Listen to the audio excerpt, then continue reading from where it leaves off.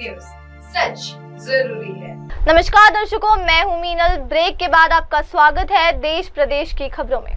तो चलिए डालते हैं नजर आज की ताज़ी खबरें। अब देखते हैं खबरें विस्तार से। राजनाथ सिंह ने कहा कि प्रधानमंत्री नरेंद्र मोदी के नेतृत्व में जैसा आप चाहते हैं वैसा होकर रहेगा। पहलगाम हमले में 26 लोगों की मौत के बाद भारत और पाकिस्तान के बीच तनाव चरम पर है और इस बीच दोनों देशों के राजनेताओं के लगातार बयान आ रहे हैं। पाकिस्तान के रक्षा मंत्री समेत कई राजनेता भारत की ओर से सैन्य कार्रवाई की आशंका जता रहे हैं।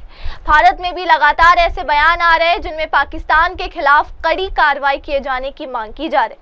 अब रक्षा मंत्री राजनाथ सिंह ने कहा कि उनकी ये जिम्मेदारी है कि वो सेना के साथ मिलकर देश के ऊपर आंखें उठाने वालों को मुंह तोड़ जवाब देंगे। इसके साथ ही रक्षा मंत्री ने कई संकेत दिए बिना एक कार्यक्रम में दर्शकों से ये भी कहा कि प्रधानमंत्री नरेंद्र मोदी के नेतृत्व में जैसा चाहते हैं वैसा होकर। पहलगाम हमले में 26 लोगों की मौत के बाद भारत और पाकिस्तान के बीच तनाव चरम पर है और इस बीच दोनों देशों के राजनेताओं के लगातार बयान आ रहे हैं। पाकिस्तान के रक्षा मंत्री समेत कई राजनेता भारत की ओर से सैन्य कार्रवाई की आशंका जता रहे हैं। भारत में भी लगातार ऐसे बयान आ रहे हैं जिनमें पाकिस्तान के खिलाफ कड़ी कार्रवाई किए जाने की मांग की जा रही है। अब रक्षा मंत्री राजनाथ सिंह ने कहा कि उनकी ये जिम्मेदारी है कि वो सेना के साथ मिलकर देश के ऊपर आंखें उठाने वालों को मुंह तोड़ जवाब देंगे।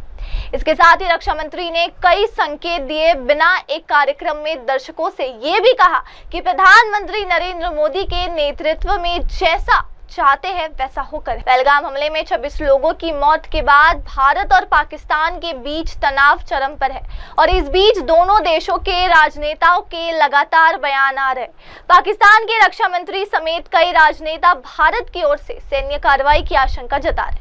भारत में भी लगातार ऐसे बयान आ रहे हैं जिनमें पाकिस्तान के खिलाफ कड़ी कार्रवाई किए जाने की मांग की जा रही है। अब रक्षा मंत्री राजनाथ सिंह ने कहा कि उनकी ये जिम्मेदारी है कि वो सेना के साथ मिलकर देश के ऊपर आंखें उठाने वालों को मुंह तोड़ जवाब देंगे। इसके साथ ही रक्षा मंत्री ने कई संकेत दिए बिना एक कार्यक्रम में दर्शकों से ये भी कहा कि प्रधानमंत्री नरेंद्र मोदी के नेतृत्व में जैसा चाहते हैं वैसा होकर। अब बढ़ते हैं हमारी अगली खबर पर। चमनगंज थाना क्षेत्र के घनी आबादी वाले प्रेमनगर इलाके में रविवार रात 9:30 बजे 6 मंजिला इमारत के भूतल में जूते बनाने वाले कारखाने में आग लग गई। इस हादसे में 6 लोगों की मौत हो गई है। ऊंची ऊंची लपटें देख अफरा तफरी मच गई। दमकल की 35 गाड़ियां देर रात तक आग बुझाने की कोशिश में जुटी रही। इमारत में कई लोगों के फंसे होने की आशंका पर रेस्क्यू अभियान ने भी शुरू किया गया। रात करीब 3 बजे दमकल कर्मियों ने इमारत में फंसे जूता कारोबारी दानिश, उसकी पत्नी नाजनीन और 3 बेटियां और उनको पढ़ाने आए ट्यूशन शिक्षक के जले हुए शव निकाले।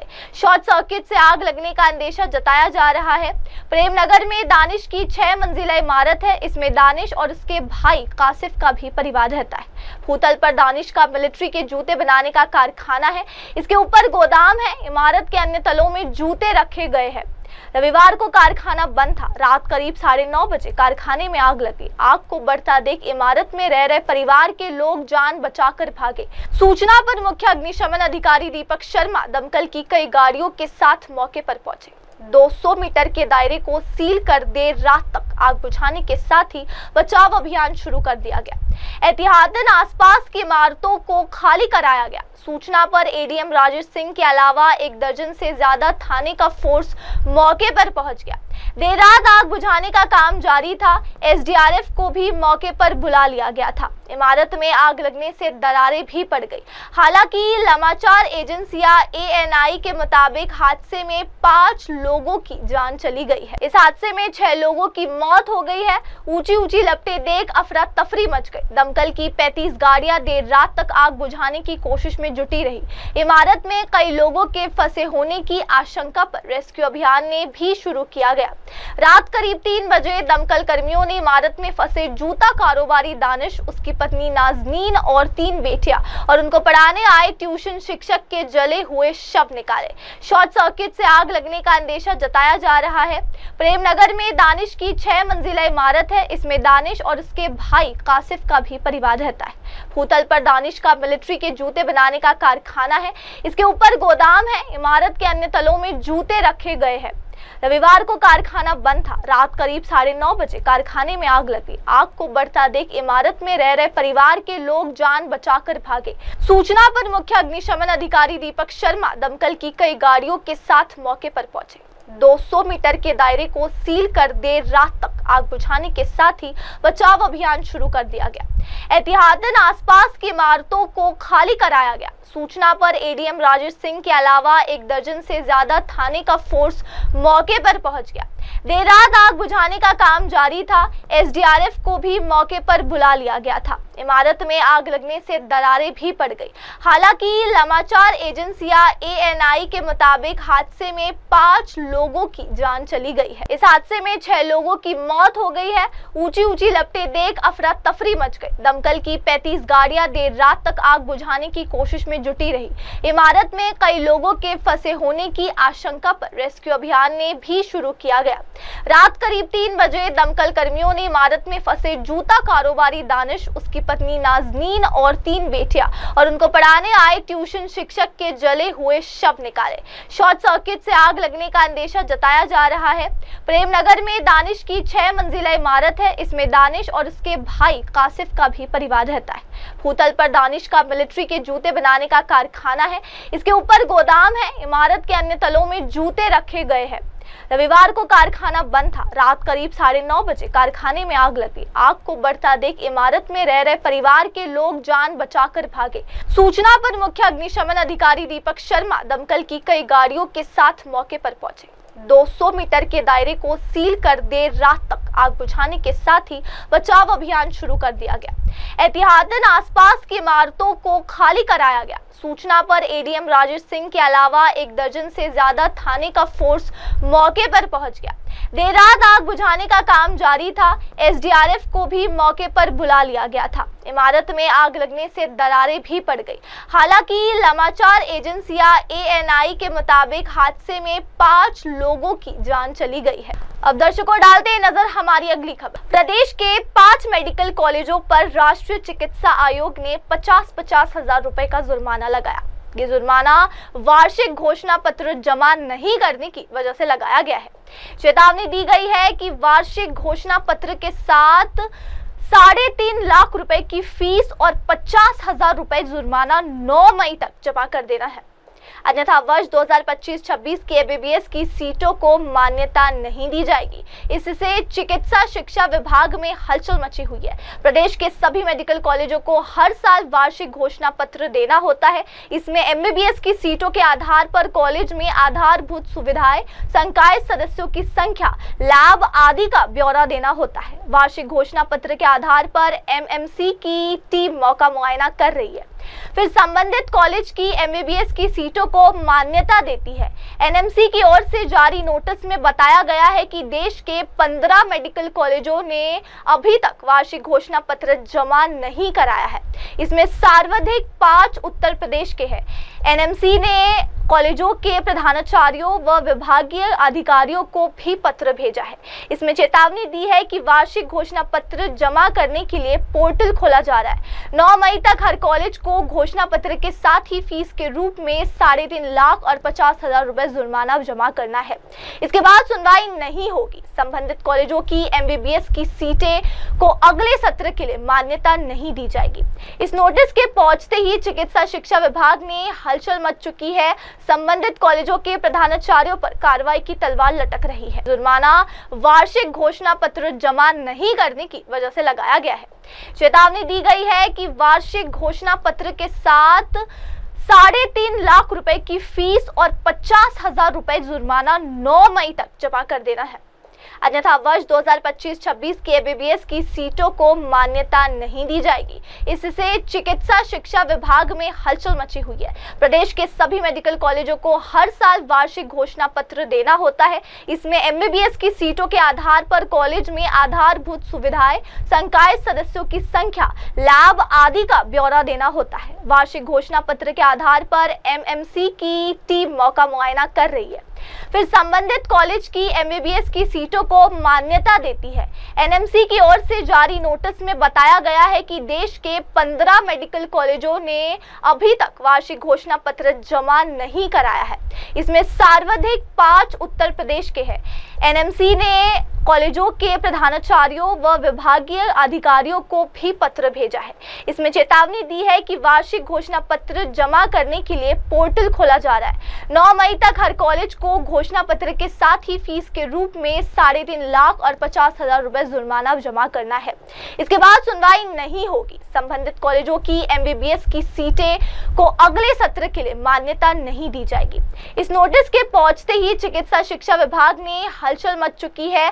संबंधित कॉलेजों के प्रधानाचार्यों पर कार्रवाई की तलवार लटक रही है। जुर्माना वार्षिक घोषणा पत्र जमा नहीं करने की वजह से लगाया गया है। चेतावनी दी गई है कि वार्षिक घोषणा पत्र के साथ 3.5 लाख रुपए की फीस और 50,000 रुपए जुर्माना 9 मई तक जमा कर देना है, अन्यथा वर्ष 2025-26 के एमबीबीएस की सीटों को मान्यता नहीं दी जाएगी। इससे चिकित्सा शिक्षा विभाग में हलचल मची हुई है। प्रदेश के सभी मेडिकल कॉलेजों को हर साल वार्षिक घोषणा पत्र देना होता है। इसमें एमबीबीएस की सीटों के आधार पर कॉलेज में आधारभूत सुविधाएं, संकाय सदस्यों की संख्या, लैब आदि का ब्यौरा देना होता है। वार्षिक घोषणा पत्र के आधार पर एमएमसी की टीम मौका मुआयना कर रही है।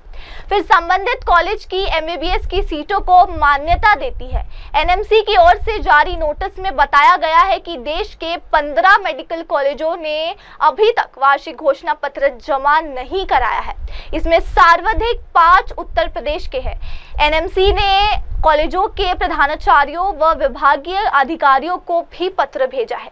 इसमें चेतावनी दी है कि वार्षिक घोषणा पत्र जमा करने के लिए पोर्टल खोला जा रहा है। 9 मई तक हर कॉलेज को घोषणा पत्र के साथ ही फीस के रूप में 3.5 लाख और 50,000 रुपए जुर्माना जमा करना है। इसके बाद सुनवाई नहीं होगी। संबंधित कॉलेजों की एमबीबीएस की सीटें को अगले सत्र के लिए मान्यता नहीं दी जाएगी।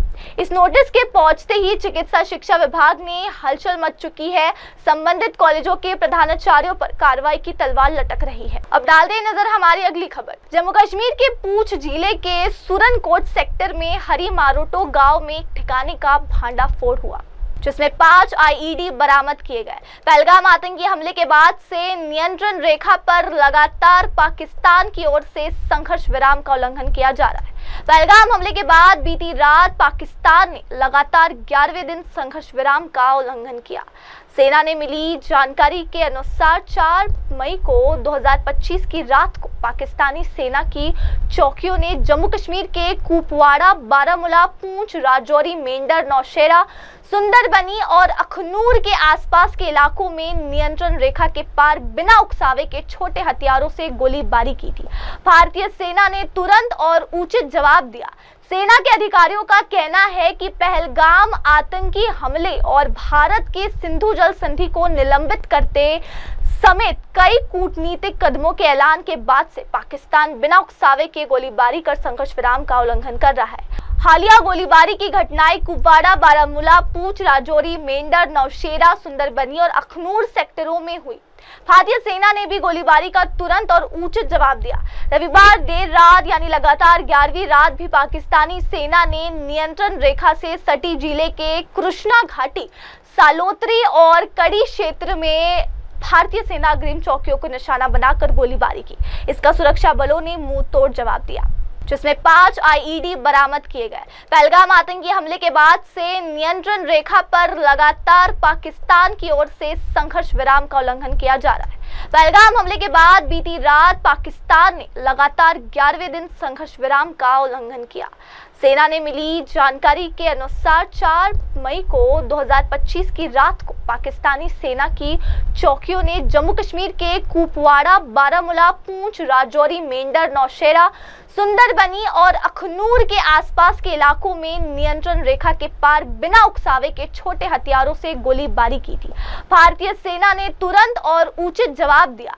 सेना के अधिकारियों का कहना है कि पहलगाम आतंकी हमले और भारत के सिंधु जल संधि को निलंबित करते समेत कई कूटनीतिक कदमों के ऐलान के बाद से पाकिस्तान बिना उकसावे के गोलीबारी कर संघर्ष विराम का उल्लंघन कर रहा है। हालिया गोलीबारी की घटनाएं कुपवाड़ा, बारामूला, पूंछ, राजौरी, मेंढर, नौशेरा, सुंदरबनी और अखनूर सेक्टरों में हुई।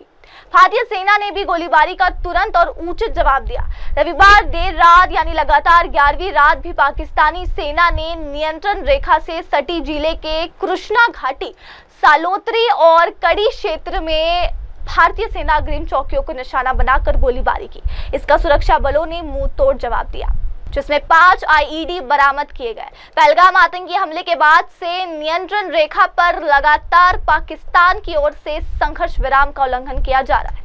पहलगाम हमले के बाद बीती रात पाकिस्तान ने लगातार 11वें दिन संघर्ष विराम का उल्लंघन किया। सेना ने मिली जानकारी के अनुसार 4 मई को 2025 की रात को पाकिस्तानी सेना की चौकियों ने जम्मू कश्मीर के कुपवाड़ा, बारामूला, पूंछ, राजौरी, मेंढर, नौशेरा, सुंदरबनी और अखनूर के आसपास के इलाकों में नियंत्रण रेखा के पार बिना उकसावे के छोटे हथियारों से गोलीबारी की थी। भारतीय सेना ने तुरंत और उचित जवाब दिया।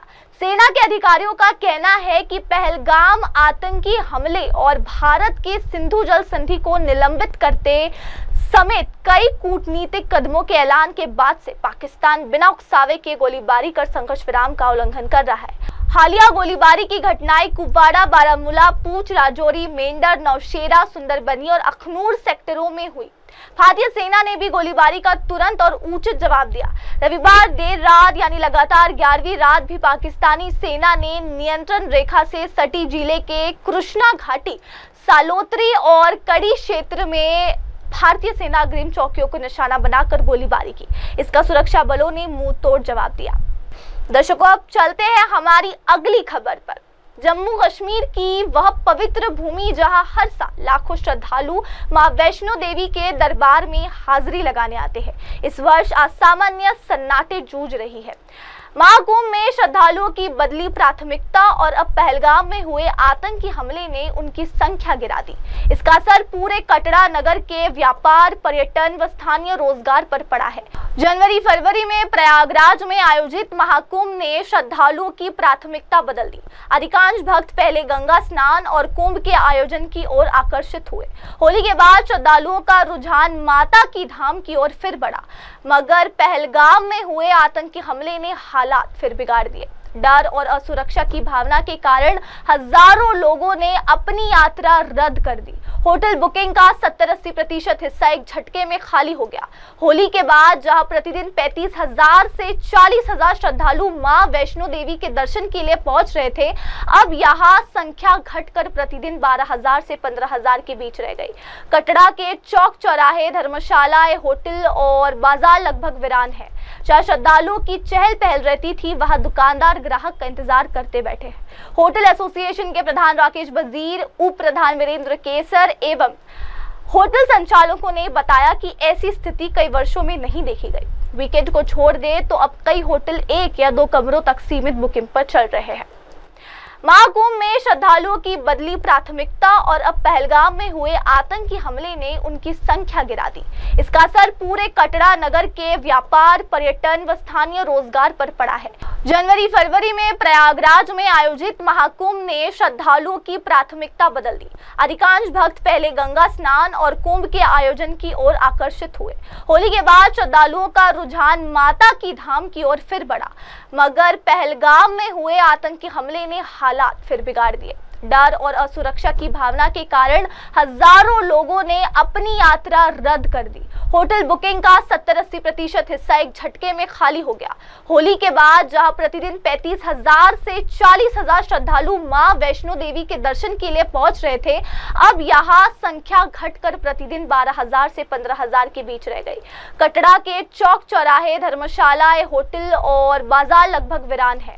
जहां श्रद्धालुओं की चहल पहल रहती थी, वहां दुकानदार ग्राहक का इंतजार करते बैठे हैं। होटल एसोसिएशन के प्रधान राकेश वजीर, उप प्रधान वीरेंद्र केसर एवं होटल संचालकों ने बताया कि ऐसी स्थिति कई वर्षों में नहीं देखी गई। वीकेंड को छोड़ दे तो अब कई होटल 1 या 2 कमरों तक सीमित बुकिंग पर चल रहे हैं। महाकुंभ में श्रद्धालुओं की बदली प्राथमिकता और अब पहलगाम में हुए आतंकी हमले ने उनकी संख्या गिरा दी। इसका असर पूरे कटरा नगर के व्यापार, पर्यटन व स्थानीय रोजगार पर पड़ा है।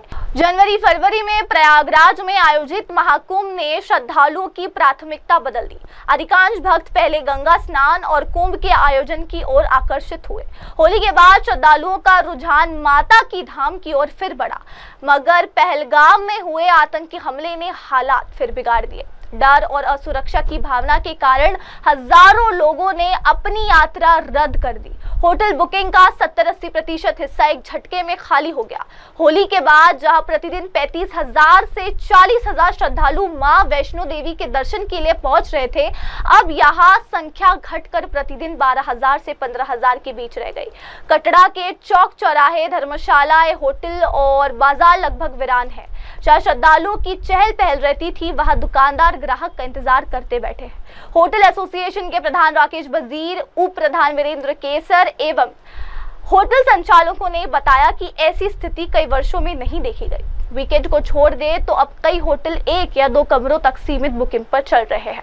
दर्शकों, अब डालते हैं नजर हमारी अगली खबर पर। दिल्ली हाईकोर्ट सोमवार को आप के नेता अरविंद केजरीवाल और मनीष सिसोदिया की याचिकाओं पर सुनवाई करेगा। ये याचिकाएं प्रवर्तन निदेशालय द्वारा कथित शराब नीति घोटाले में दायर चार्जशीट पर ट्रायल कोर्ट के संज्ञान लेने के फैसले को चुनौती देती है। केजरीवाल और सिसोदिया ने 2024 में दायर अपनी याचिकाओं में दावा किया है कि विशेष अदालत ने उनके अभियोजन के लिए आवश्यक स्वीकृति के अभाव में चार्जशीट पर संज्ञान लिया, जो कि उनके सार्वजनिक सेवक होने के कारण जरूरी थी। केजरीवाल ने ट्रायल कोर्ट के आदेश को रद्द करने के साथ साथ मामले में सभी कार्रवाइयों को समाप्त करने की मांग की। न्यायमूर्ति रविंद्र डुडेजा के समक्ष ये मामला सूचीबद्ध है।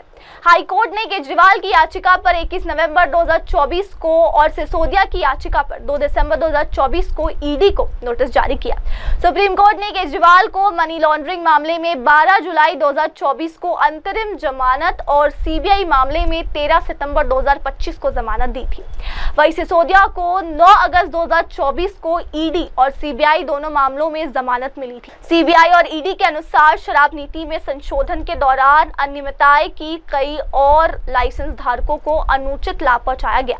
दिल्ली सरकार ने इस नीति को 70 नवंबर 2021 को लागू किया गया था और सितंबर 2022 तक इसे रद्द कर दिया गया। ये याचिकाएं प्रवर्तन निदेशालय द्वारा कथित शराब नीति घोटाले में दायर चार्जशीट पर ट्रायल कोर्ट के संज्ञान लेने के फैसले को चुनौती देती है। केजरीवाल और सिसोदिया ने 2024 में दायर अपनी याचिकाओं में दावा किया है कि विशेष अदालत ने उनके अभियोजन के लिए आवश्यक स्वीकृति के अभाव में चार्जशीट पर संज्ञान लिया, जो कि उनके सार्वजनिक सेवक होने के कारण जरूरी थी। केजरीवाल ने ट्रायल कोर्ट के आदेश को रद्द करने के साथ साथ मामले में सभी कार्रवाइयों को समाप्त करने की मांग की। न्यायमूर्ति रविंद्र डुडेजा के समक्ष ये मामला सूचीबद्ध है। हाईकोर्ट ने केजरीवाल की याचिका पर 21 नवंबर 2024 को और सिसोदिया की याचिका पर 2 दिसंबर 2024 को ईडी को नोटिस जारी किया। सुप्रीम कोर्ट ने केजरीवाल को मनी लॉन्ड्रिंग मामले में 12 जुलाई 2024 को अंतरिम जमानत और सीबीआई मामले में 13 सितंबर 2025 को जमानत दी थी। वहीं सिसोदिया को 9 अगस्त 2024 को ईडी और सीबीआई दोनों मामलों में जमानत मिली थी। सीबीआई और ईडी के अनुसार शराब नीति में संशोधन के दौरान अनियमितताएं की कई और लाइसेंस धारकों को अनुचित लाभ पहुंचाया गया। दिल्ली सरकार ने इस नीति को 70 नवंबर 2021 को लागू किया गया था और सितंबर 2022 तक इसे रद्द कर दिया गया। ये याचिकाएं प्रवर्तन निदेशालय द्वारा कथित शराब नीति घोटाले में दायर चार्जशीट पर ट्रायल कोर्ट के संज्ञान लेने के फैसले को चुनौती देती है। केजरीवाल और सिसोदिया ने 2024 में दायर अपनी याचिकाओं में दावा किया है कि विशेष अदालत ने उनके अभियोजन के लिए आवश्यक स्वीकृति के अभाव में चार्जशीट पर संज्ञान लिया, जो कि उनके सार्वजनिक सेवक होने के कारण जरूरी थी। केजरीवाल ने ट्रायल कोर्ट के आदेश को रद्द करने के साथ साथ मामले में सभी कार्रवाइयों को समाप्त करने की मांग की। न्यायमूर्ति रविंद्र डुडेजा के समक्ष ये मामला सूचीबद्ध है। हाई कोर्ट ने केजरीवाल की याचिका पर 21 नवंबर 2024 को और सिसोदिया की याचिका पर 2 दिसंबर 2024 को ईडी को नोटिस जारी किया। सुप्रीम कोर्ट ने केजरीवाल को मनी लॉन्ड्रिंग मामले में 12 जुलाई 2024 को अंतरिम जमानत और सीबीआई मामले में 13 सितंबर 2025 को जमानत दी थी। वहीं सिसोदिया को 9 अगस्त 2024 को ईडी और सीबीआई दोनों मामलों में जमानत मिली थी। सीबीआई और ईडी के अनुसार शराब नीति में संशोधन के दौरान अनियमितताएं की कई और लाइसेंस धारकों को अनुचित लाभ पहुंचाया गया। दिल्ली सरकार ने इस नीति को 70 नवंबर 2021 को लागू किया गया था और सितंबर 2022 तक इसे रद्द कर दिया गया। दर्शकों, अब बढ़ते हैं हमारी अगली खबर पर। बॉलीवुड के मशहूर आर्ट डायरेक्टर और प्रोडक्शन डिजाइनर वासिक खान का निधन हो गया। इस दुखद खबर की जानकारी निर्देशक अश्विनी चौधरी ने अपने फेसबुक पोस्ट के जरिए दी है। इस खबर ने बॉलीवुड और उनके करीबियों को गहरे सदमे में डाल दिया। वासिक खान का नाम बॉलीवुड में रियलिस्टिक और शानदार प्रोडक्शन डिजाइन के लिए जाना जाता था। दिल्ली में पले बड़े वासिक ने 1996 में जामिया मिलिया इस्लामिया यूनिवर्सिटी से फाइन आर्ट्स में ग्रेजुएशन किया। उनके पिता एक इंजीनियर थे, लेकिन वासिक ने अपनी राह कला और सिनेमा में चुनी। उनकी मुलाकात कॉलेज के दिनों में मशहूर आर्ट डायरेक्टर समीर चंदा से हुई, जिन्होंने उनकी प्रतिभा को पहुंचाया। मुंबई पहुंचने के बाद वासिक ने कमलिस्तान स्टूडियो में बैकड्रॉप पेंटर के रूप में करियर शुरू किया। बाद में समीर चंदा के साथ उन्होंने मणिरत्नम की तमिल फिल्म इरुवार और श्याम बेनेगल की हरी भरी में काम किया। ये उनके करियर का टर्निंग पॉइंट था। दर्शकों, फिलहाल वक्त हो गया है ब्रेक का। ब्रेक के बाद आप बने रहे मेरी सहयोगी मयूरी के साथ। तब तक के लिए देखते रहिए MNS न्यूज टीवी। नमस्कार। हाय हेलो नमस्कार, मैं हूं पंकज विष्णु और आप देख रहे हैं MNS न्यूज। आप देख रहे हैं MNS न्यूज।